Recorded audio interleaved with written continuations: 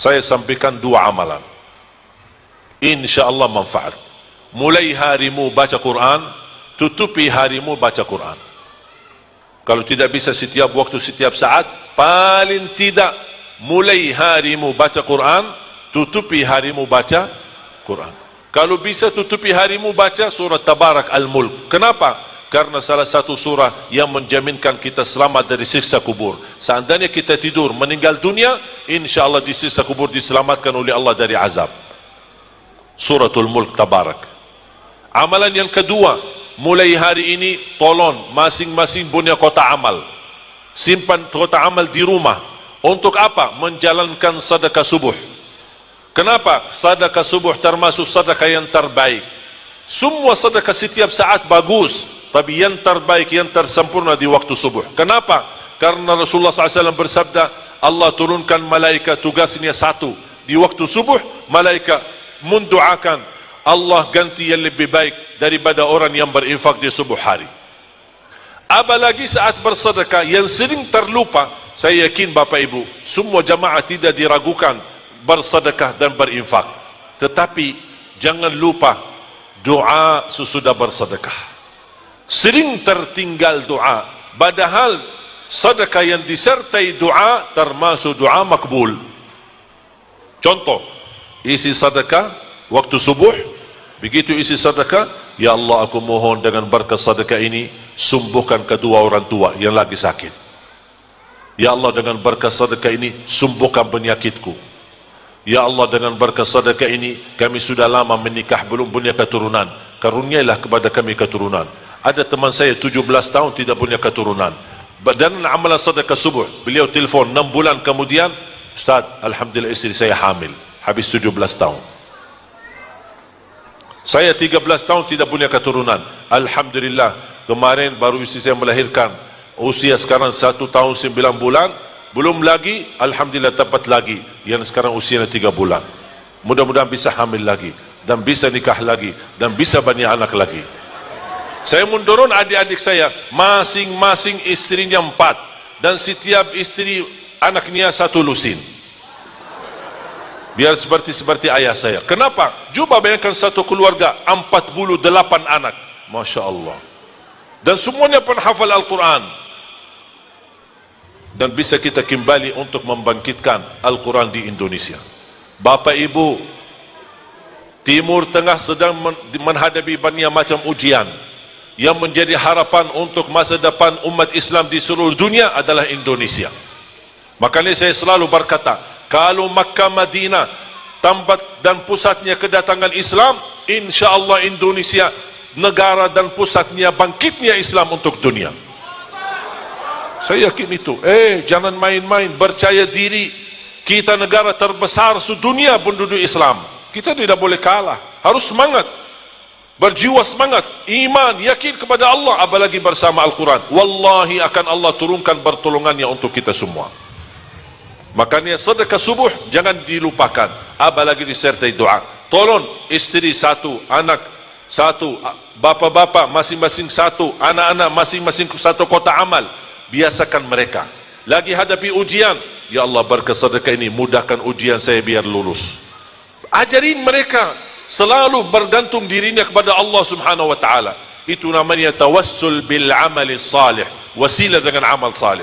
Tahu enggak cerita 3 orang yang masuk dalam gunung kemudian tertutup, mereka tidak bisa keluar? Tahu enggak ceritanya? Mereka masing-masing bagaimana bisa selamat dan keluar? Berdoa dengan amalan mereka masing-masing. Betul? Sedekah salah satu amalan. Doalah dengan amalan sedekah. Dahsyat terkabul hajat kita. Faham? Sekali lagi, mulai harimu dengan baca Quran, tutupi harimu dengan baca Quran. Yang kedua, jalani sedekah subuh. Ketika sudah kotak amal terisi full, silahkan seikhlasnya serahkan kepada masjid boleh, kepada pesantren boleh, kepada yayasan boleh, kepada guru yang kita percaya boleh. Mana yang kita niatkan boleh kita sedekahkan. InsyaAllah menjadi sedekah jariah yang tidak terputus pahalanya sampai hari kiamat, dan insyaAllah mendapatkan terkabul hajat kita di sisi Allah Subhanahu wa ta'ala.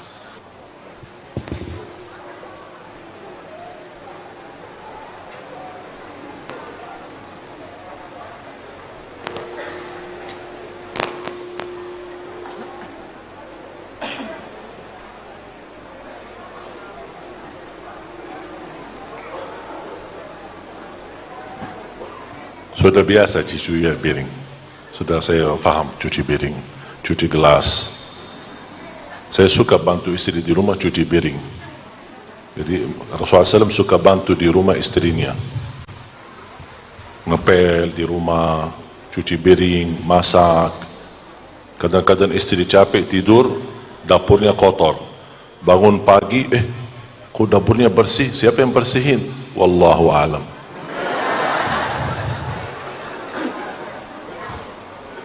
Ini gelas bersih ya. Beda ha sama ha.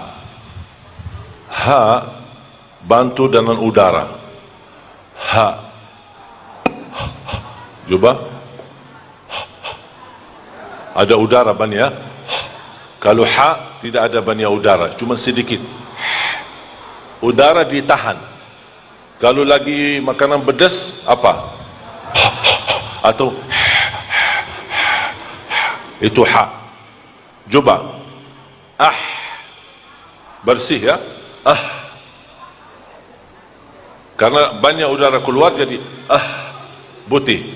Kalau dia tidak keluar apa-apa. Ya, jadi ha agak ditahan. Makanya alhamdu bukan alhamdu. Alhamdu. Itu sudah berubah makna. Sudah faham? Makanya jamaah sekalian,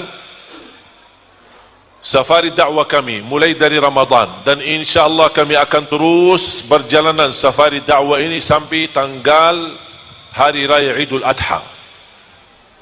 Tahun kemarin kita berkeliling safari dakwah di daerah timur, Sulawesi, Papua, daerah-daerah sana. Tahun yang sebelumnya safari dakwah di Kalimantan. Tahun ini kami memilih Jawa Tengah dan Jawa Timur. Mulai dari Ramadan sampai insyaAllah Hari Raya Idul Adha. Tahun ini semestinya saya berhaji, tetapi saya menunda hajinya demi kepentingan dan kemaslahatan umat. Bagaimana kita bisa membina umat agar kembali kepada Al-Quran dan mampu membaca Al-Quran sesuai bacaan Nabi Muhammad sallallahu alaihi wasallam. Dan menurut saya program ini jauh lebih utama daripada haji. Karena haji buat diri sendiri, tetapi kalau program ini buat umat. Dan di sisi Islam, yang pahalanya lebih besar, itulah jauh lebih utama dari pahala untuk diri sendiri. Target kami, cita-cita saya pribadi, insya Allah akan mencetak dan melahirkan 1 juta penghafal Al-Quran untuk Indonesia. Dan alhamdulillah program sudah jalan. Di antara program yang kami teruskan berjuangkan bersama tim adalah acara Hafiz Indonesia. Sudah lihat acara Hafiz Indonesia? Ini baru sedikit dari sebagian perjuangan. Dan sayang sekali Bapak Ibu, menonton acara Hafiz Indonesia yang sudah jadi, sudah matang, sudah direkam. Tapi banyak tidak tahu apa perjuangan kami di belakang layar. Selama 4 bulan sebelum tampil acara Hafiz Indonesia, kumpulkan anak-anak dari seluruh Indonesia. Kami datangin ke rumah mereka masing-masing, ke desa-desa, kampung-kampung, ke kota-kota, kabupaten-kabupaten, menetes hafalannya, bacaannya. Kita mengambil yang terbaik. Ratusan anak-anak kita dapat. Sayang sekali kita tidak bisa tampilkan ratusan anak-anak di TV. Kami sangat terbatas, makanya kita milih yang terbaik dari ratusan orang, terpilih 20 orang yang bisa tampil di acara Hafiz Indonesia. Dan ini yang 20 betul-betul yang terbaik dari jumlah yang begitu banyak. Dan sengaja saya menghadirkan adik-adik kandung dari Madinah. Saya lahir besar di kota Madinah, tapi darah saya Indonesia. Percaya enggak? Ya, darah saya Indonesia. Buktinya apa? Saya kemarin tes darah di rumah sakit, dokter kaget, subhanallah darahnya merah putih. Ini bukti pertama. Bukti yang kedua, saya menemukan sejarah keluarga saya di Indonesia. Apa sejarah keluarga? Ternyata ibu saya tidak pernah cerita. Ayah ibu, kaki ibu, dua-duanya kelahiran Lombok. Kaki ibu saya, istri pertama orang Bumi Ayu, istri kedua orang Madura, istri ketiga orang Lombok. Belum yang keempat sudah wafat. Beliau dibunuh sama penjajah Belanda. Ketika dia mampu mensatukan orang Sasak di Lombok untuk melawan penjajah Belanda, dibunuh sama mereka. Karena dia luar biasa, badannya besar, tinggi, dan sangat berani, makanya kesulitan bagi Belanda untuk menemukan. Sambil begitu bertemu, langsung dibunuh sama mereka. Makanya ketika saya bertemu Bapak Presiden, saya sampaikan, saya sebenarnya keturunan dan cucu pahlawan, tapi belum terdaftar. Ketika kami datang ke Indonesia 2008, saya sekarang sudah 11 tahun di Indonesia. Alhamdulillah saya terima penghargaan dari Bapak Presiden, Bapak SBY 2011, diberikan warga negara Indonesia. Lahir besar di Arab, kaki saya lahir besar di Indonesia, saya lahir di Arab, kembali lagi ke tanah air. Makanya saya jatuh cinta Indonesia.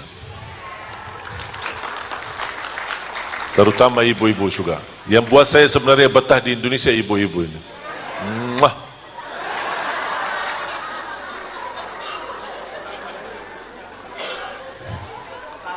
Salah satu perjuangan kami, saya menghadirkan adik kandung.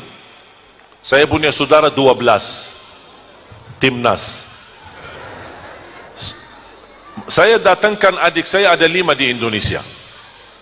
1 perempuan, 4 laki. Yang perempuan saya sudah jodohkan sama orang Indonesia, teman saya di Jakarta. Yang laki-laki 2 membawa istrinya dari Arab. Yang 2 lagi saya jodohkan sama orang Indonesia di Jakarta. Ada orang Cianjur sama orang Lombok. Jangan khawatir Bu, masih ada lagi. Kenapa saya menghadirkan mereka? Tujuan kami bersama-sama. Karena walaupun orang tua saya awam, bukan penghafal Al-Quran, tapi Alhamdulillah orang tua saya memiliki anak dan keturunan 12, ada 10 penghafal Al-Quran 30 juz, bukan juz 30. Makanya saya menghadirkan 5 adik kandung ini ke Indonesia untuk sama-sama memperjuangkan, melahirkan dan mencetak 1 juta penghafal Al-Quran. Mohon maaf, Quran ini bukan milik keluarga Ali Jabir, tapi milik kita bersama. Makanya habis kami musyawarah bersama tim, ada beberapa ustaz dan da'i yang mendukung program kami terus membentuk tim untuk menjalankan safari dakwah. Buat apa? Mengajak seluruh jamaah, ayo mari kita sama-sama terlibat dalam perjuangan mencetak 1 juta penghafal Al-Quran. Harapan saya, insyaAllah di masa yang akan datang tidak lama, insyaAllah kita bersama mampu menjadikan Indonesia menjadi negara Al-Quran. Bahkan cita dan harapan saya, insyaAllah Presiden tidak lama lagi yang akan terpilih seorang penghafal Al-Quran. Nanti terbaca umuman besar, imam dan khatib, salat Idul Fitri dan Idul Adha, penghafal Al-Quran 30 juz, Presiden Republik Indonesia. Saya yakin. Kalau itu pun tidak berhasil, kalau terpaksa saya maju, saya maju. Apa salahnya? Kenapa saya yakin bisa terwujud? Karena pengalaman saya selama bersama Al-Quran, wallahi tak bakal gagal. Asal niat kita tulus lillahi ta'ala untuk menolong Al-Quran, membela Al-Quran, mencintai Al-Quran, berusaha semampunya menghafal Al-Quran. Makanya selalu saya berkata, hei orang tua yang merasa dirinya gagal menjadi penghafal Al-Quran, jangan putus asa dan jangan gagalkan anakmu menjadi penghafal Al-Quran. Kalau itu pun tidak berhasil, jangan jadikan hartamu tidak terlibat dalam perjuangan Al-Quran. Mudah-mudahan dari segi harta, infak, sedekah, niat dan wakaf menjadi saksi baik di hadapan Allah untuk Al-Quran. Barangkali di hari kiamat datang, ya Allah mohon maaf saya belum bisa menghafal, tapi alhamdulillah hartaku menjadi sedekah jariah untuk Al-Quran. Ya Allah mohon gabungkan saya bersama Al-Quran agar dapat syafaatnya Al-Quran. Makanya doa saya selalu, ya Allah aku mohon jangan cabut nyawa saya sampai menjadi kenyataan 1 juta penghafal Al-Quran untuk Indonesia. Itu selalu doa saya. Saya tidak harap lagi. Mobil sudah diwakafkan, rumah sudah diwakafkan, dan diri saya pun saya sudah wakafkan. Sampai istri saya di Jakarta, memang karena dia urusin anak, tidak bisa kemana, karena saya tugas berat. berangkat sebentar sini, sebentar sana, isi sana, isi sana. Jadi sampai istri saya menanya, kapan boleh ketemu? Saya bilang nanti saya lihat jadual. Saya kirim jadualnya, ada jadwal kapan bisa ketemu istri. Makanya saya susah mau nikah lagi, gimana ya caranya? Harus istri yang kuat, yang mampu demaning sampai kemana-mana, biar pun ke pelosok-pelosok daerah untuk bersama-sama berjuangan untuk Al-Quran. Oleh karena itu jamaah sekalian, berjuang ini sebenarnya tidak mudah. Tapi saya yakin, kenapa saya yakin mampu kita bersama bisa mewujudkan? Karena 3 tahun belakangan ini, alhamdulillah perkembangan Al-Quran di Indonesia sangat luar biasa. Saya sendiri dalam 3 tahun belakangan ini meresmikan lebih dari 100 pesantren di seluruh Indonesia. Itu menunjukkan apa? Begitu semangatnya anak-anak kita menjadi penghafal Al-Quran. Makanya kita punya kewajiban bersama. Ayo, mari kita sama-sama mewujudkan 1 juta menghafal Al-Quran. Dan insya Allah setiap masjid memiliki imam yang hafal 30 juz bersanad, yang langsung sambungannya kepada Rasulullah sallallahu alaihi wasallam. Siap? Semangat menjadi keluarga Al-Quran, berjuangan Al-Quran, InsyaAllah sama-sama mendapatkan syafaatnya Al-Quran. Amin ya Rabbal Alamin. Mari kita sama-sama berdoa. Selepas itu saya serahkan kepada panitia. Bismillahirrahmanirrahim. Alhamdulillahi Rabbil Alamin. Hamdan kathiran tayyiban mubarakan fih, mubarakan alaihi kama yuhibbu Rabbuna wa yarda. Allahumma salli ala Sayyidina Muhammad wa ala ali Sayyidina Muhammad. Ya Allah, berilah kepada kami petunjuk kepada jalan yang lurus. Hidupkanlah kami dalam keadaan iman, wafatkanlah kami dalam keadaan Islam. Akhiri hayat kami dengan husnul khatimah. Ya Allah, atas izinmu kami bersama-sama kumpul di tempat ini, di majlis ini, di masjid ini.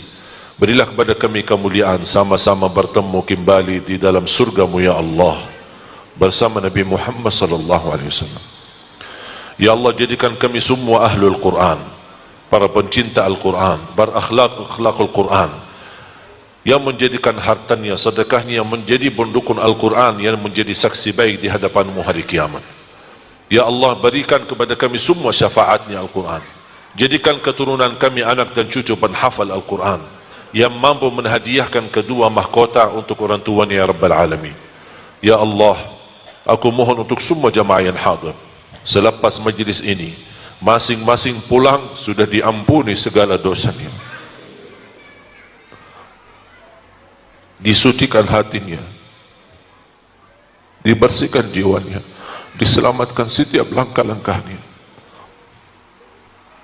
dikabulkan hajatnya, dimudahkan segala urusannya, disembuhkan penyakitnya, diberikan kemudahan bisa ke tanah suci haji dan umrah.